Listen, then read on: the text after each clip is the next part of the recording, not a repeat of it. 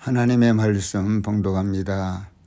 고린도후서 13장 5절입니다.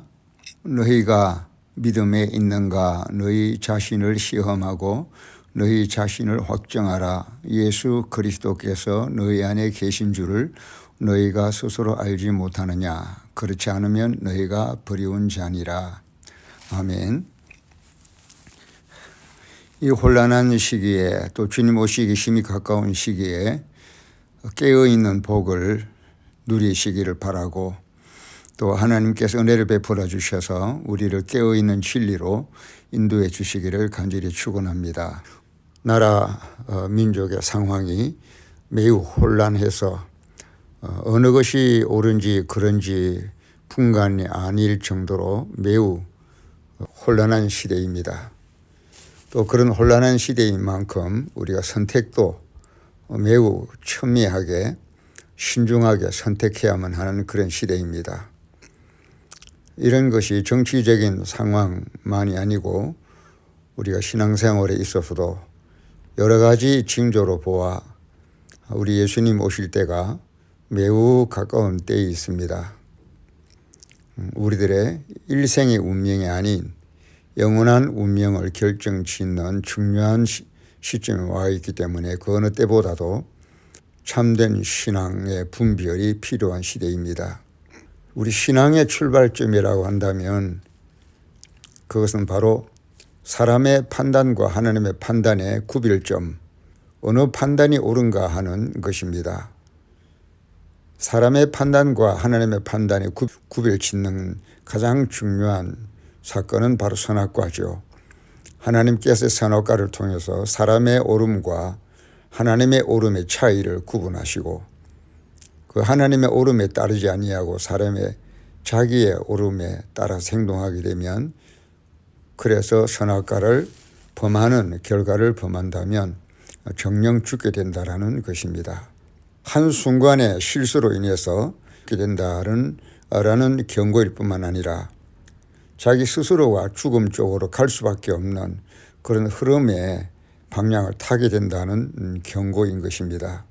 하나님의 뜻이 아닌 자기 선택의 그 결과는 정령 죽음을 향한 라인으로 이어져 갈 수밖에 없다는 것입니다.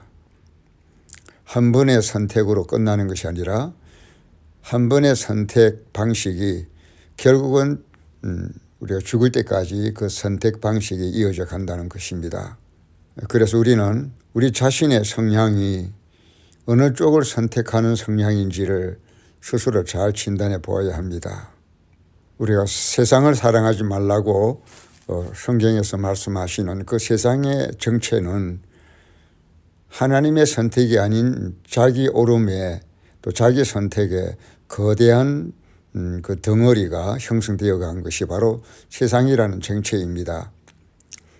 세상에는 하나님의 옳음이 아닌 자기 나름대로의 옳음이 굳어지고 또 그것이 뭉쳐져서 하나의 거대한 자기만의 세계를 구축한 것이 세상이기 때문에 우리 하나님을 믿는 사람은 세상을 사랑하거나 세상을 따라가서는 안 될 것입니다. 조금 더 상세하게 말하면 늘 자기 주장이 옳다라고 생각하고 느끼고 행동하기는 쉽지만 그것이 너무나도 왜곡되고 또 비정상적인 것이기 때문에 반드시 창조주이신 하나님의 오르심의 인도함을 받아야만 우리는 오를 수가 있다는 것입니다. 그래서 은혜라는 말은 은혜가 굉장히 중요하죠. 하나님의 은혜로 우리가 구원을 받고 하나님의 은혜로 의롭다 함을 얻고 하나님의 은혜로 옳은 자가 될 수가 있는데 바로 은혜라고 하는 것은 자기 선택이 아닌 하나님 선택에 이끌림을 받는 상태를 은혜라고 말할 수 있을 것입니다. 내 선택이 보장받을 수 없는 선택이기 때문에 완전하신 하나님의 선택의 인도를 받을 때만이 오를 수가 있다는 것이 바로 은혜인 것입니다. 우리가 지금 보는 탄핵 전국에서 참 희한한 현상이 있는데 분명히 거짓을 만들고 거짓을 꾸민 자들이 불의를 자행한 자들이 공개석상에서 옳고 그름을 따질 때 보면 자기는 거짓말을 하면서도 그 거짓말이 마치 사실인 것처럼 자신을 속여서 아주 옳은 것처럼 옳은 자보다도 더 옳은 자인 자세를 취한다는 것입니다. 목소리도 크고 표정도 진지하고 마치 그 거짓말이 정말 옳음인 것처럼 그렇게 행동하는 모습을 볼 때 희한한 일이라고 하지 않을 수가 없는 것입니다. 욥기에 욥과 욥의 친구들이 하나님 앞에서 그들이 하나님 앞에 서기 전까지는 스스로 옳다고 하는 것들을 내세워서 서로 다투고 변론하고 했는데 결국 하나님 앞에서는 욥도 욥의 친구들도 다 책망을 받게 되는 것이지요. 그런데 하나님의 심판대 앞에 서기 직전까지는 욥도 욥의 친구도 아무도 자신이 틀린 것을 몰랐다는 사실입니다.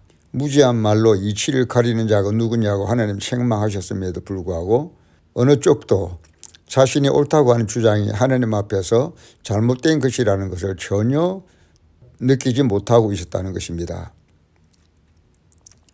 때로는 오늘날 우리들도 나는 옳다고 생각하는데 내가 옳다고 생각하는 그것이 하나님 앞에는 옳지 않을 수도 있음에도 불구하고 자신이 옳지 못할 수도 있다는 것을 거의 아무도 느끼지 못하고 그저 자기 옳음에만 몰입하게 되는 경향이 있다는 것입니다. 때는 바야흐로 말세를 당하여 우리 예수님이 오늘 밤에라도 언제라도 오실지 모르는 시점에 그런 점에서 우리가 자기의 옳지 못한 것을 교정받을 수 있는 기회, 회개할 수 있는 기회를 갖는 것은 정말 시급하고 귀한 기회라고 생각합니다. 시편 32편에 회개하는 사람은 회개할 기회를 타서 하나님을 만날 기회를 타서 회개하라라고 말씀하며 회개할 기회를 놓치지 말라고 경고하고 있습니다. 그러므로 예수님이 재림하시면 모든 세상의 불의한 것과 옳지 않은 것을 심판하시기 위해서 오시는데 그 날에 주님 앞에 서서 정죄함을 받지 아니하고 살아남기 위하여 오늘 본문의 말씀과 같이 우리는 내 믿음이 정말 옳은 믿음인지 나의 옳음이 정말 옳은 것인지를 하나님의 관점에서 진단해보고 확인을 해볼 필요가 있는 것입니다. 너희가 믿음에 있는가 너희 자신을 시험하고 너희 자신을 확정하라. 너희가 믿음에 있는가 너희 자신을 시험하고 너희 자신을 확정하라. 내 옳음이 하나님 앞에서도 옳음인 것을 스스로 확정을 얻을 때까지 가야 된다는 것입니다. 신앙과 불신앙의 정의가 무엇입니까? 선악과 불순종의 나무와 또 순종의 생명나무로 갈라지는 것이 바로 신앙과 불신앙의 차이인 것입니다. 선악과 불순종의 나무라고 하는 것은 하나님의 인도함을 받지 않는 자기 스스로 선과 악을 규정하고 자율적으로 선악을 선택하는 자기 중심의 율법, 자기 주도적인 자기의 이것이 바로 선악과를 범할 때의 그 자세이고 선악과를 범한 후에 본능적인 자세인 것입니다. 선악과 나무를 범한다라고 하는 것은 선악과 나무를 범했다라고 하는 것은 사람이 하나님의 지도를 받지 아니하고 자기 스스로 자기 주도적으로 율법을 나름대로 지킨다고 하며 그 결과로 자기 스스로의 자기 스스로의 옳음을 주장하게 되는 것으로서 바로 이것이야말로 하나님의 옳음과 하나님의 인도하심 앞에서의 교만의 뿌리라고 말할 수 있는 것입니다. 바로 이러한 교만은 하나님 주도적인 하나님의 의의 영광을 대적하는 사상입니다. 하나님의 인도를 뿌리치고 자기 주장대로 살아가는 자기만의 고집과 교만, 이기 때문에 이런 자기 주도적인 옳음, 자기 주도적인 자기 주도적인 율법주의는 바로 하나님과 분리되는 것을 말하는 것입니다. 사망이라고 하는 것은 하나님과 분리되는 현상을 말합니다. 그래서 하나님의 인도함을 받지 아니하고 자기 주도적으로 의를 행하거나 의를 주장한다라는 것은 하나님과 분리되는 사망에 이르는 매우 심각한 것이기 때문에 이런 것들이 늘 습관적으로 우리 본성에 배어 있지만 이것을 우리가 분별하고 십자가 앞에서 자기를 부정하고 자기 주도적인 의를 벗어나서 하나님께 인도함을 받는 삶으로 진입할 필요가 있는 것입니다. 하나님께서도 우리의 멸망을 기뻐하지 아니하시고 우리를 살리시기 위하여 우리를 선악과적인 흐름에 자기 주도적인 오름에 일방통행을 가다가 결국 하나님과 대적하는 자리에 서게 되고 그러므로 하나님과 분리되어서 하나님이 없는 멸망의 나락으로 떨어지게 될까 봐 하나님께서 은혜를 베풀어 주셔서 우리를 보호하시려고 안전한 장치를 마련하셔서 다시 말하면 자기 의의 교만을 방지하기 위해서 자율적인 의의 교만을 자기 스스로의 옳음을 방지하기 위해서 하나님께서 성령을 통하여 늘 성령의 인도함을 받는 삶을 선택하도록 은혜를 우리에게 부어주신 것입니다. 시편 31편 1절에 보면 여호와여 내가 주께 피하오니 나로 영원히 부끄럽게 마시고 주의 의로 나를 건지소서. 주께 피하오니 주의 의로 나를 건지소서. 나의 옳음, 나의 의가 아닌 주님의 의로 나를 건져주소서. 하나님의 의에 인도함을 받기를 소원함으로써 자기 모순에서 벗어나고 자기 파멸과 자기 멸망에서 벗어나기를 하나님 앞에 간청하고 있는 것입니다. 시편 31편 3절에도 주는 나의 반석과 산성이시니 그러므로 주의 이름을 인하여 나를 인도하시고 지도하소서. 나를 인도하여 주소서. 나를 지도하여 주소서. 주의 이름을 인하여 나 아닌 주의 이름을 인하여 나 아닌 주님의 이름을 위하여 내 나름대로가 아닌 하나님의 뜻대로 인도하여 주시고 하나님의 옳음대로 나를 지도하여 주소서. 이렇게 하나님 앞에 절규하며 기도하고 있는 것입니다. 또 31편 5절에도 내가 나의 영을 주의 손에 부탁하나이다. 진리의 하나님 여호와여 나를 구속하셨나이다. 내 영을 주님의 손에 부탁하나이다. 내가 이렇게 행하겠다. 내가 이러저렇게 살겠다가 아니라 하나님의 내 영을 하나님의 손에 부탁하나이다. 하나님의 진리, 하나님의 오르심에 부탁하나이다. 하나님의 오르심으로 하나님의 오름으로 나를 인도하여 주소서 하면서 자신을 하나님께 부탁하는 기도를 하는 것입니다. 그래서 시편 37편 5절에도 너의 길을 여호와께 맡기라. 저를 의지하면 저가 이루시고 맡기라. 하나님을 의지하라. 하나님을 신뢰하라. 하나님께 맡겨라. 하나님을 의지하면 제가 이루게 하실 것이다 라고 말씀하고 있습니다. 우리가 늘 귀에 듣는 대로 낯익은 말씀 쉬지 말고 기도하라고 하신 이유도 끊임없이 하나님의 인도를 받기 위해서 애써라 하는 말씀입니다.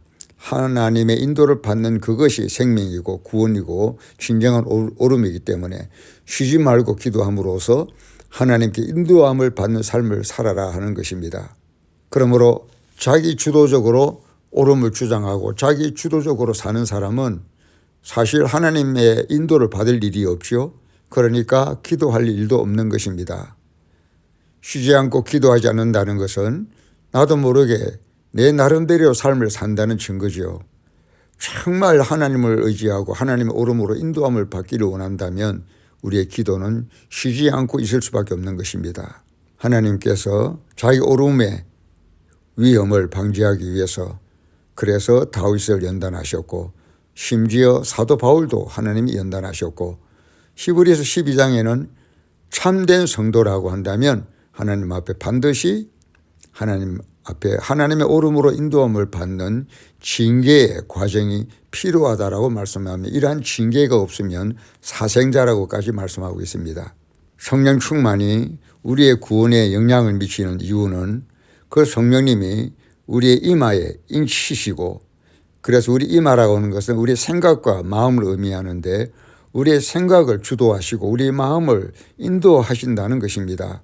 우리가 성령 충만을 받음으로써 성령께 인도를 받아 내 생각이 내 마음이 성령의 인도함을 받을 때, 그럴 때만이 진정한 진리에 진정한 구원에 도달할 수 있다는 것입니다.